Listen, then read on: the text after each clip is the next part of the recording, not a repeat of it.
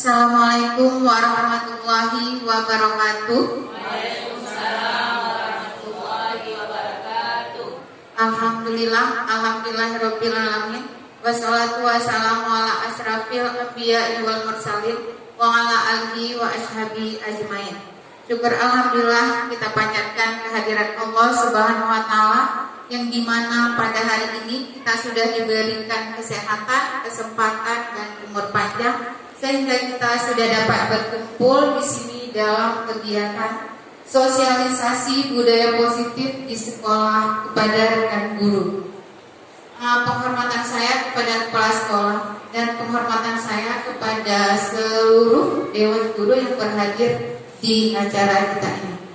Baiklah, ini saya berdiri di depan bukan untuk menjadi sesuatu yang saya pimpin, tapi di sini saya hanya meneruskan semua ilmu yang sudah saya dapatkan di kegiatan atau di pendidikan guru penggerak angkatan 7 di Aceh Besar. Baiklah, di sini kita akan mensosialisasi budaya positif yang kita terapkan di sekolah kita. Nah, di sini nantinya tujuannya kita akan mengetahui apa itu budaya positif yang harus kita terapkan di sekolah, dan nanti itu kita akan memberikan contoh penerapan budaya positif yang ada di sekolah kita. Nah, sebelumnya kita harus mengetahui dulu apa itu budaya positif. Nah, di sini budaya positif di sekolah yaitu nilai-nilai dan kebiasaan di sekolah yang berpihak pada peserta didik agar mereka dapat berkembang menjadi pribadi yang kritis, penuh hormat dan tanggung jawab. Jadi budaya seperti yang kita tahu adalah tradisi budaya. Nah, kalau budaya positif berarti tradisi yang baik, yaitu nilai-nilai yang baik yang harus kita terapkan kepada anak didik kita. Nah, mungkin seperti itu. Nah, sekarang perubahan paradigma. Di sini ada filosofi pendidikan Ki Hajar Dewantara. Yang ini merupakan ilmu yang banyak sekali yang kami peroleh dari pendidikan KGP ini, yaitu tentang filosofi pendidikan Ki Hajar. Yaitu di sini bukan tabula rasa, semua anak terlahir dengan bakatnya masing-masing dan itu unik, yaitu berbudi pekerti. Dan sekarang adalah tugas kita guru adalah menuntut bagaimana anak-anak kita ini yang mempunyai bakat kita latih supaya dia bisa berkembang lebih baik untuk kedepannya. Dan di sini tugas kita guru adalah seperti ibarat petani, anak ibarat biji jagung. Jadi apapun ketika kita ajarkan kepada anak kita, jadi nantinya akan tumbuh dengan baik. Nah, seperti tanaman padi ketika kita menanamnya, terus kita memberikan pupuk, menjaga, sehingga nanti apa yang dihasilkan akan lebih banyak atau lebih bagus. Nah, ketika peserta didik ini kita ibaratkan sebagai padi, ketika kita memberikan ilmu yang bermanfaat, ilmu yang baik kepada mereka, dan mereka nanti akan menjadi siswa yang sukses. Nah, mungkin seperti itu. Nah, sekarang perubahan paradigma. Untuk membangun budaya yang positif, sekolah perlu menyediakan lingkungan yang positif, aman dan nyaman agar murid-murid mampu berpikir, bertindak dan menciptakan dengan mereka mandiri dan bertanggung jawab. Nah, lazimnya disiplin dikaitkan dengan kontrol. Dalam hal ini kontrol dulu dalam menghadapi muridnya. Nah, di sini perubahan paradigma teori kontrol. Di sini adalah ilusi guru mengontrol murid. Ilusi bahwa kritik dan membuat orang merasa bersalah dapat menguatkan karakter.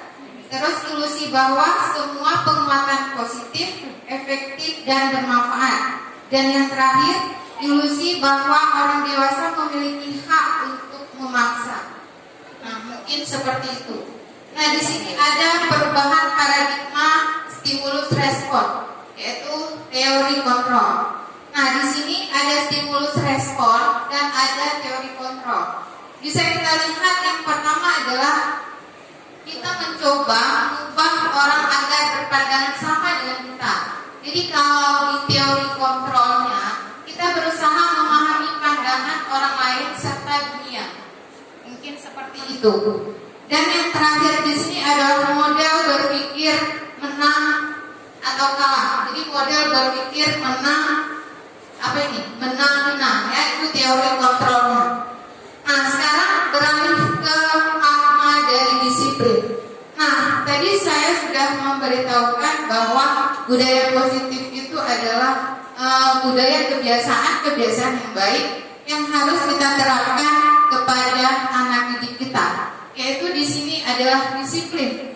Yang sebagaimana kita ketahui, disiplin di sini sering dikaitkan dengan tata tertib atau aturan. Nah, dan kepatuhan pada peraturan. Kata disiplin juga sering dihubungkan dengan hukuman, padahal itu sungguh-sungguh berbeda. Karena belajar dengan disiplin tidak harus dengan memberi hukuman.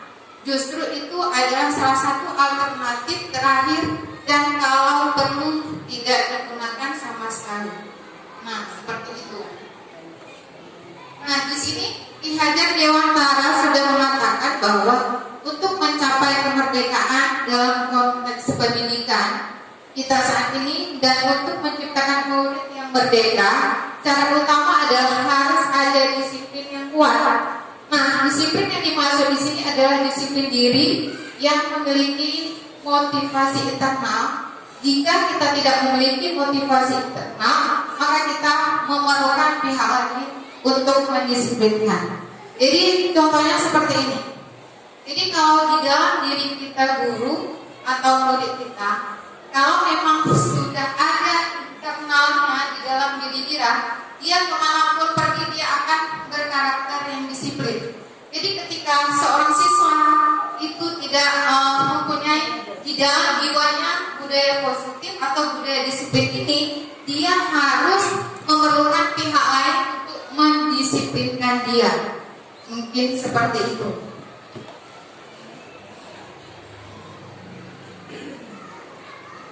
Nah, di sini ada teori motivasi perilaku manusia, yaitu di sini ada motivasi internal, eksternal, ada motivasi eksternal dan motivasi internal. Jadi tujuan dari motivasi internal ini adalah tujuan disiplin positif, yaitu di sini untuk menghargai diri sendiri, menjadi insan sesuai harapan kita. Nah, mungkin seperti itu. Nah, sekarang kita berlanjut ke budaya positif. Nah, di budaya positif ini kita untuk menerapkan di sekolah kita, yang pertama kita harus membuat peraturan, ya, peraturan kelas. Ini harus kita mulai di dalam kelas dulu. Yang pertama itu kita harus membuat peraturan kelas.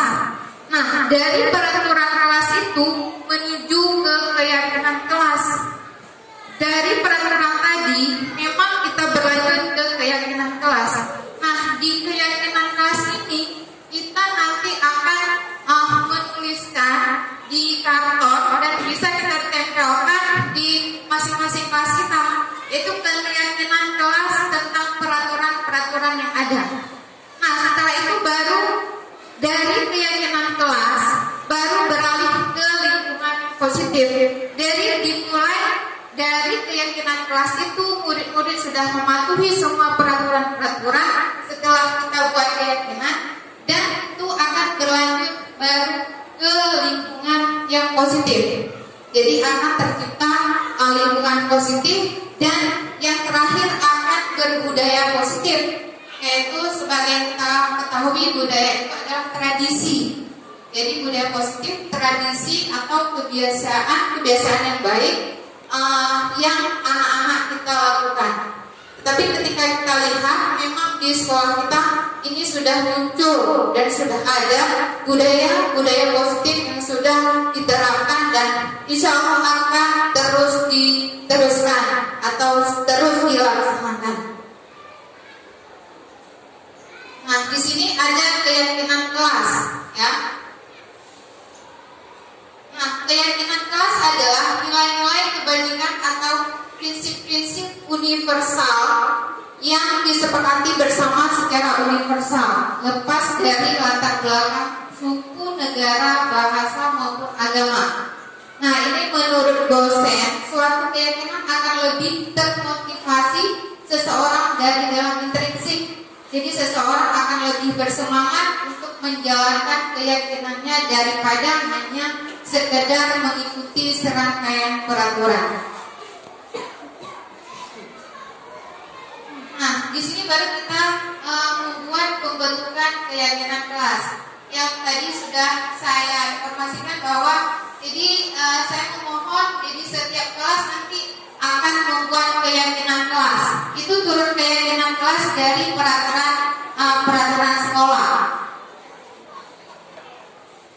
Nah, ini merupakan contoh penerapan yang sudah saya buat, yaitu di kelas 5B. Jadi ini ada gambar contoh penerapan membuat keyakinan kelas. Jadi kemarin itu saya mengajak anak-anak, dan ini memang tugas dari pendidikan guru penggerak yang kami ini harus membuat keyakinan kelas bersama anak-anak. Dan nanti keyakinan kelas ini di sini ada gambar guru sedang membimbing siswa membuat keyakinan kelas. Jadi nanti ibu-ibu bisa membuat juga keyakinan kelas. Kita tanyakan kesepakatan bersama keyakinan kelas apa yang akan kita buat di kelas kita. Jadi itu bisa menggunakan kertas tempel. Kita menyuruhkan anak-anak kita menulis. Misalnya kita berikan contoh dulu. Keyakinan kelas misalnya tentang disiplin, tentang tanggung jawab. Nah, seperti itu. Ini contohnya. Sebenarnya sih ada videonya yang saya rekam, ya. Nah, ini juga guru dan siswa merangkum keyakinan kelas untuk dijadikan kesepakatan kelas. Nah, ini yang sudah saya buat di kelas. Guru dan siswa menandatangani kesepakatan kelas yang telah dibuat. Jadi seperti ini, bisa kita tempelkan. Mungkin nanti bisa ibu-ibu membuat di karton. Dan saya sebenarnya ini waktu pertama seperti ini. Jadi sekarang sudah saya tuliskan di karton. Dan saya menandatangani bersama semua siswa. Dan itu kalau kita tanda tangan kan nggak mungkin di karton yang banyak anak kita, tapi saya hanya slip jari aja. Itu tandanya kesepakatan kelas yang sudah kita buat bersama siswa semua. Jadi saya mohon juga nanti kepada ibu-ibu bisa membuat keyakinan kelas dan nanti itu akan ditempelkan di ruang kelasnya masing-masing. Nah, ini foto kesepakatan kelas di mobil SD sudah. Nah, di sini kita beralih ke kebutuhan dasar manusia. Nah, kebutuhan dasar manusia di sini ada kesenangan, ada cinta kasih, ada penghargaan, dan ada kebebasan. Nah, di sini kita ada contoh. Ibu Ani guru kelas 5 di SD Pelita Hati sedang bingung menghadapi ulas salah satu murid di kelasnya. Agus, beberapa anak telah datang dan mengeluhkan Agus yang seringkali meminta bekal makanan siang mereka dengan paksa. Jadi ada siswa yang meminta bekal makanan kepada siswa lain dengan paksa, ya. Nah, jika Anda menghadapi situasi seperti ini, apa yang akan Anda lakukan? Menurut Anda, kira-kira apa alasan Agus melakukan hal ini?